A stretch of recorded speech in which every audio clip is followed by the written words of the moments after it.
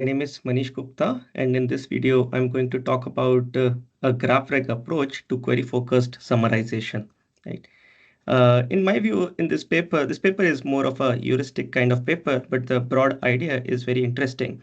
The experimentation is actually not up to the mark, honestly. Right? But let's get started and let's discuss essentially what is the interesting idea in this paper. Right? And in fact, we'll start with how does the GraphReg pipeline look like. So essentially, a very important and interesting observation is that they figure out a niche kind of a problem setting where the typical retrieval augmented generation fails. So clearly, retrieval augmented generation is meant for retrieval, and therefore, it tries to cater to queries where there is a very large collection, and the query deals with a small part of the collection, a local part of the collection, and that is retrieved, right? But they basically try to model summarization or very global questions. It's not just summarization. I mean, the title of the paper is also somewhat misleading. It's not just about summarization. It's about any kind of global questions about the entire corpus. Okay. So for example, what are the main themes in the data set? Now, if you try to do it using RAG, you'll not really get a good result because a very few number of retrieved documents are not going to be able to tell you about the entire main themes in the entire data set, right? So, of course, people could also think about it as a query-focused summarization or question answering using the global questions. However, questions about the entire data set. However, if you really think about using LLMs to be able to do this, you can't really take all the documents in the data set and feed them as input to your large language model. Okay, and that is why they propose a very interesting GraphReg pipeline. I think overall the pipeline is interesting. Okay. So, and as I said, it basically looks to me as a text processing and a data mining kind of pipeline combined together. I mean, because it sort of uses a whole bunch of text processing techniques like chunking and getting named entities and relationships and building a knowledge graph. And then towards the end, they basically try to do community detection, which is why it looks like data mining to me, and then summarizing using LLM. So you see, it's a nice combination of text processing, knowledge graphs, community detection, and using large language models to be able to solve this big problem, right? So anyway, so let me get into details of the pipeline. So essentially, they start with source documents. You have several documents in the collection. You take each of those documents, chunk them out into multiple chunks, right? Basically, fixed number of tokens per chunk in that sense. Then you get element instances out of it. Now, what is element instances? Element instances basically, and the way you do this is using an LLM. So basically, you use an LLM prompt to identify all the entities and the description, so name, type, and description, and the relationship between these entities. Okay.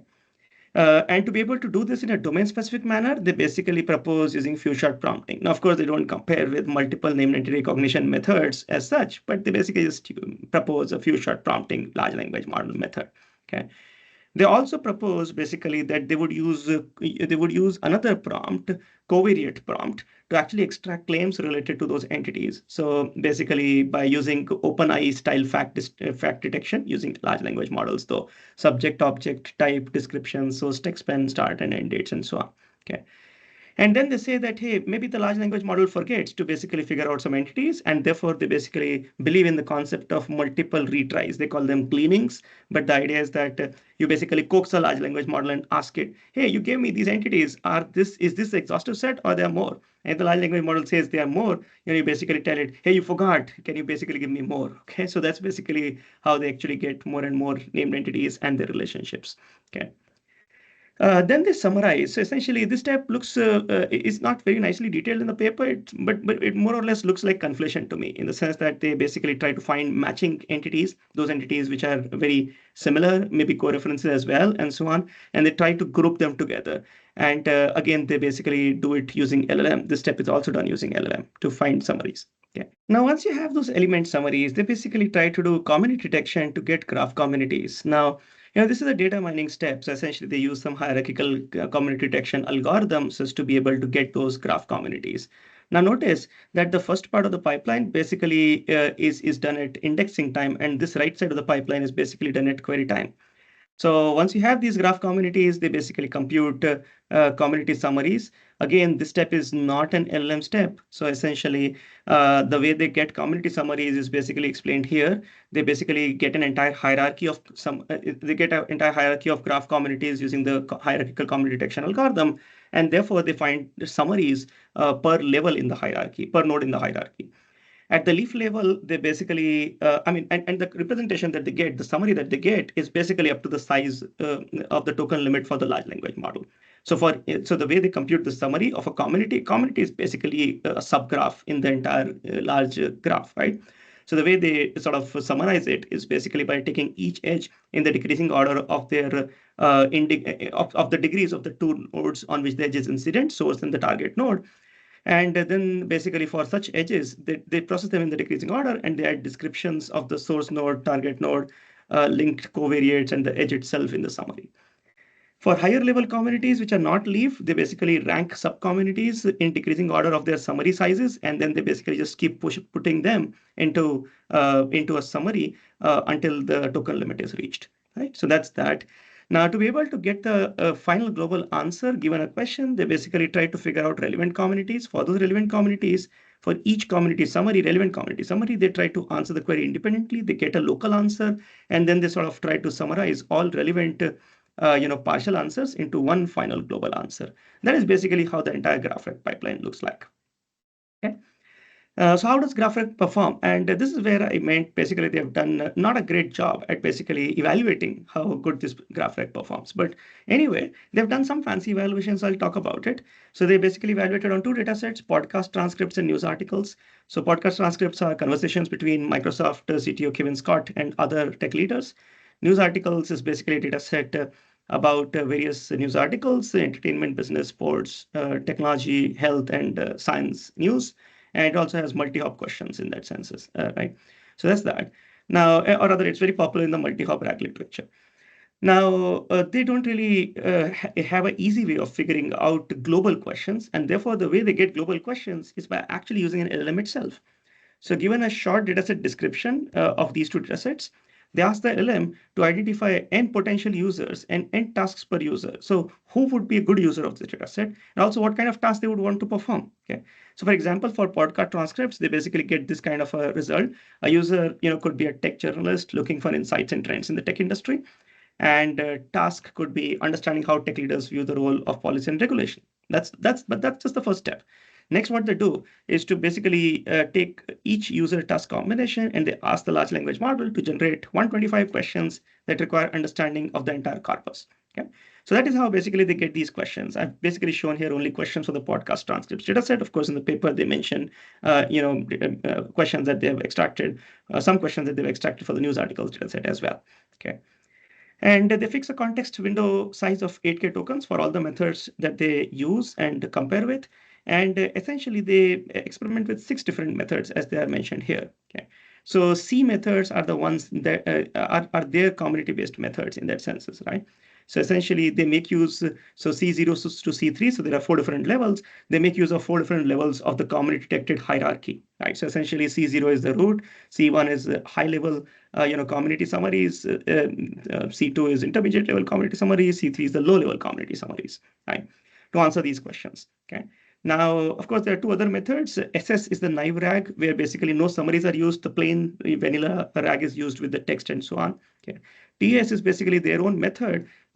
It's just that it uses source text per community. So they basically do community detection, all of that knowledge graph building and so on. But then after that, they don't use the entities and relationships to represent those communities, but they rather use the source text itself. Okay. Here is an example of how GraphRec performs versus the naive RAG. So essentially, if you have a question which public figures are repeatedly mentioned across various entertainment articles, the naive RAG basically, as you see, is limited because it can only look at a few of those documents, while GraphRag, of course, does give you a more broader picture, a more global picture of the data set because it has taken sort of triples, in some way, subject to object or entity and entity relationships and so on across the data set. So therefore, it is able to basically give a more holistic picture of the entire data set. Okay. They also measure, how good their methods are performing in comparison with other methods using human evaluation. So they basically give two answers, right? And they ask a human, which one do you prefer? And they actually do that for both the data sets, podcast transcripts and news articles. And they also do it on 4 different factors: comprehensiveness, diversity, empowerment, and directness. Okay. So the comprehensiveness is how comprehensive the answer is. Diversity is how many aspects does the answer cover. Empowerment is how much does it empower the user to be able to make decisions based on the answer that is provided. And the directness is basically how direct and very clear and concrete the answer is. Okay. So they basically do one versus the other kind of a comparison, side-by-side comparison in that senses, and they find that in most of these cases, their methods, the community-based methods, actually are way better compared to the vanilla RAG, especially on comprehensiveness and diversity. Comprehensiveness and diversity, you observe that these scores are way larger than 50, right? Of course, on empowerment and directness, they are basically, their best method is probably almost equivalent, and directness maybe not that well. But yeah, I mean, directness, in fact, they don't really score that well. None of their C methods actually score that well. But broadly, if you see, I mean, especially for comprehensiveness and diversity, what they're targeting, right? I mean, global behavior, so diversity, sure, and comprehensiveness is basically much better compared to the other naive RAG methods. So in summary, in this paper, I talked about this graph RAG kind of a method, which tries to do a very fancy job at trying to do RAG by involving knowledge graphs. So it combines knowledge graphs. Of course, it uses retrieval-augmented generation, and it tries to do query-focused summarization and also broad-level question answering. Okay. And the idea is that RAG typically tries to do human sense making, right? It tries to figure out logical chains of reasoning and so on. And that is what graph RAG also tries to do, but over the entire text corpora. It is better than naive-RAG for both comprehensiveness and diversity of answers, as shown by experiments on 2 datasets.